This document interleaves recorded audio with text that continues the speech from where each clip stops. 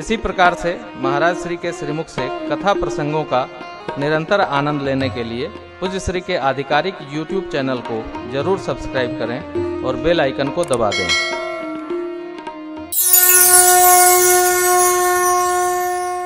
हम भगवान के आवेशावतार हैं। 5 अवतार हमने आपसे निवेदन किया था, उसमें एक अवतार है आवेशावतार। भगवान बुद्ध और भगवान परशुराम भगवान के आवेशावतार हैं। आवेशावतार का कार्य पूर्ण होता है जब पूर्णावतार आ जाता है। जो भगवान विष्णु ने अजगब दिया था परशुराम भगवान को, वह प्रत्यंचा चढ़ाने हेतु भगवान परशुराम ने जब दिया प्रभु को, तो उनका आवेश ही भगवान में प्रवेश कर गया। परशुराम भगवान के मन में विस्मय हुआ और जय जयकार करते हुए भगवान का क्षमा याचना पूर्वक परशुराम जी तप हेतु विदा लिए। हर व्यक्ति का अपना अपना कार्य है। हाँ नारायण, हो गया। बैठे रहते हो तुम लोग, बूढ़े हो नहीं ना, अभी तो नौजवान हो, थोड़ा हिला डुला करो।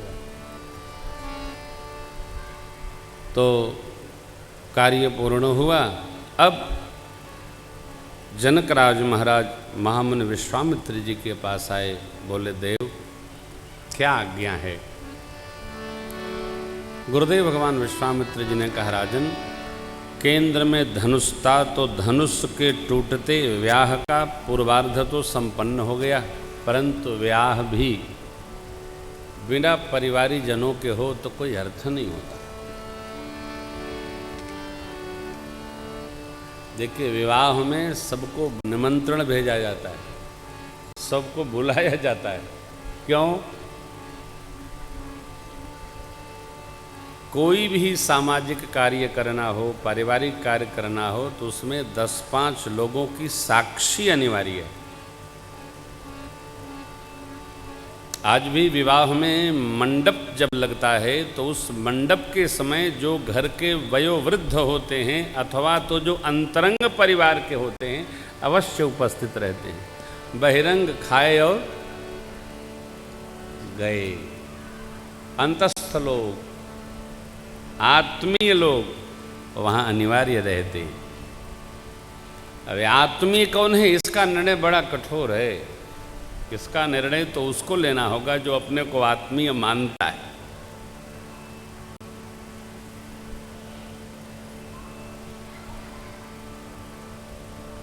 इसको लिखा नहीं जा सकता है। ये यहाँ होता है, ये यहाँ होता है। हमारा आत्मीय कौन है? तो गुरु विश्वामित्र जी ने कहा कि आप पत्रिका लेकर दूत के द्वारा श्री अवध भेजें और महाराज श्री उनके गुरुदेव वशिष्ठ जी पधारे, और फिर सोत्साह संपन्न हो। कथा तो इतनी है कि दूत पत्रिका लेकर श्री अवध पहुँचे। महाराज ने संदेशा पाया, बाँचा, समाज को, सचिवों को, शत्रुघ्न भैया, भरत जी सबको सुनाया। गुरु चरण में ले जा करके रख दिए। गुरुदेव भगवान से संदेशा कहे, गुरु जी गदगद हो गए। देखिए, सुख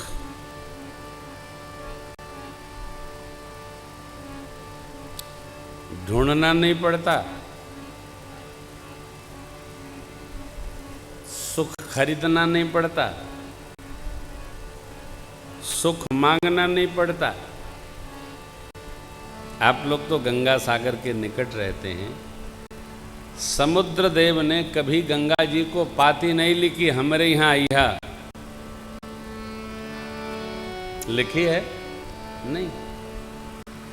इतना अथाह स्रोत है जल का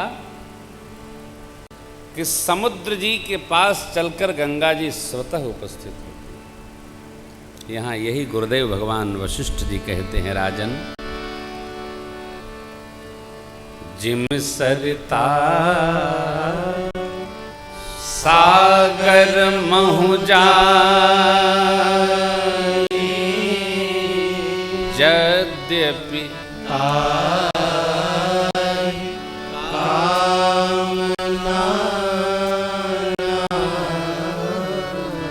तिम सो सुख संपत्ति बिन बुलाए, धर्म शील पहि जाहि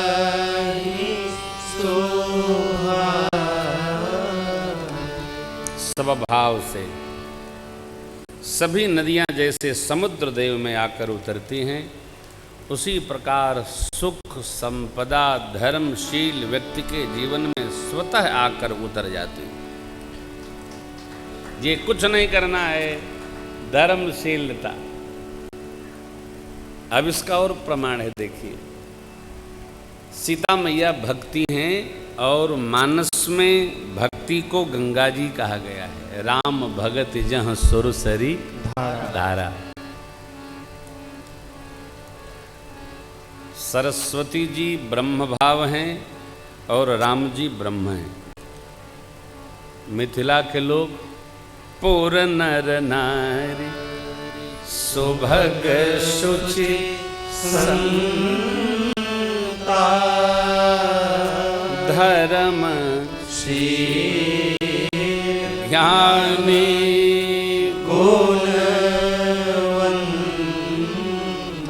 धर्मशील हैं, ज्ञानी हैं,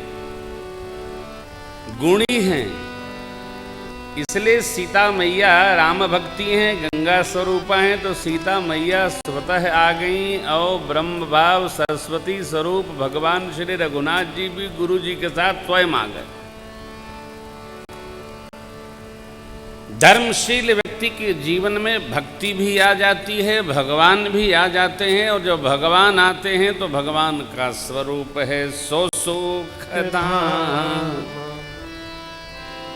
राम यस नाम सो सुखदाम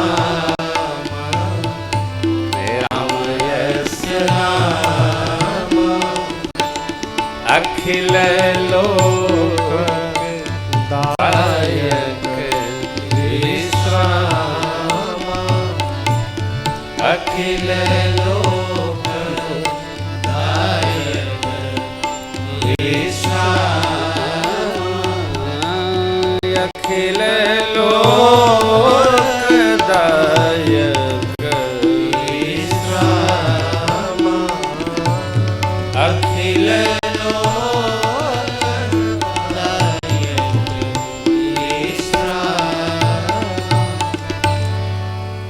धर्मशील व्यक्ति के जीवन में भक्ति भी आती है, भगवान भी आते हैं और सुख भी आता है। कौन? जो धर्मशील है। धर्म क्या है?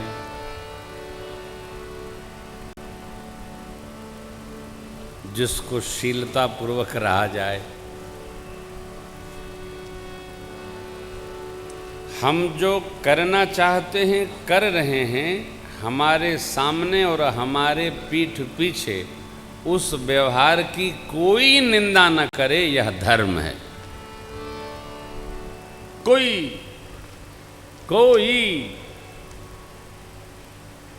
अपितु हमारे करनी का, हमारे रहनी का, हमारे कथनी का हर व्यक्ति प्रशंसा रखे, यह आचरण धर्मशीलता है। कई लोग सन्मुख बैठे रहते हैं तो उनकी प्रशंसा होती है, जैसे ही वो उठ कर गए, अरे भैया डर के मारे कहता हूँ ये तो साक्षात जरासंध, समझो इनको। ये क्या है? ये निंदा है, ये प्रशंसा, ये धर्मशीलता नहीं। हम हैं तो भी देखिए, हम वो नहीं हैं जो हम होते हैं, जो हम दिखते हैं। हम वो होते हैं जब हम नहीं होते हैं, वो होते हैं, वो हम होते हैं। हम घर में भी हैं, घर में यदि हमारे रहने पर सुकून है, शांति है और ऐसा है तैसा है, हाँ हमको देख करके बड़ा रोब है, हम नहीं हैं, हम होके भी नहीं है।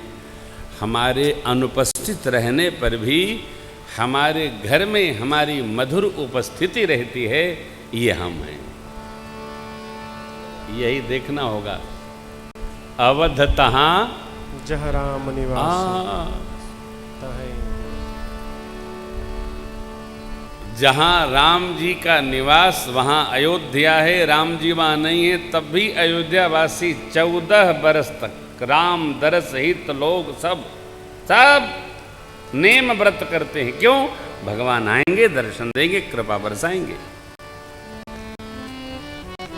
तो अवधवासियों की पुण्यशीलता क्या कहें, वही मिथिला वासियों की पुण्यशीलता। उस जीवन को जीना, रहना, पाना तो राम जी अपने आप प्राप्त हो गए। गुरुदेव ने प्रशंसा किया, वो कहा राजन आपसे बड़ा पुण्यशाली कौन है? राम जी जैसे जिनके दिव्य पुत्र। अरे राम जी ब्रह्म न कोई है, न भया न होने वाला है। कारण देखिए, जगत का जीव यदि कोई पुत्र रत्न की प्राप्ति करता है तो लोग उसकी प्रशंसा करते हैं। जहां ब्रह्म ही पुत्र बन के आ गया, उस पिता का क्या कहें। संतति में शीलता हो तो पिता का सौभाग्य है, भक्ति हो, माता पिता दोनों का सौभाग्य हो, और भागवत भाव हो तो कुल का सौभाग्य। 3 स्तर है। भागवत भाव सो कुल धन्य उमा सुनो जगत पूज्य। ये भागवत भाव के लिए है। पुनीत सुपुनीत अति पवित्र। यूं कथा गा दिया, आपने सुन लिया, हो गया, ऐसा नहीं है। ये कथा सिद्धांत है। भागवत श्री रघुवीर परायण। भगवान भागवत जीव जब जन्म ले, जेह नर उपज विनीत। शील संपन्न, साधुता संपन्न, अभिमान वाला नहीं, निरभिमानिता पूर्वक भगवत भाव में अवस्थित जीव जहां जन्मे, हे देवी, वह कुल धन्य, कुलम पवित्रम।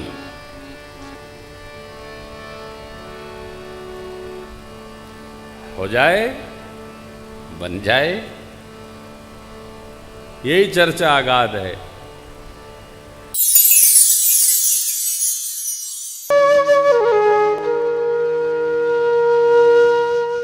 इसी तरह सुनते रहिए। चैनल को सब्सक्राइब करिए, बेल आइकन को दबा दीजिए और पुण्य अर्जन के लिए अपनों में शेयर करिए।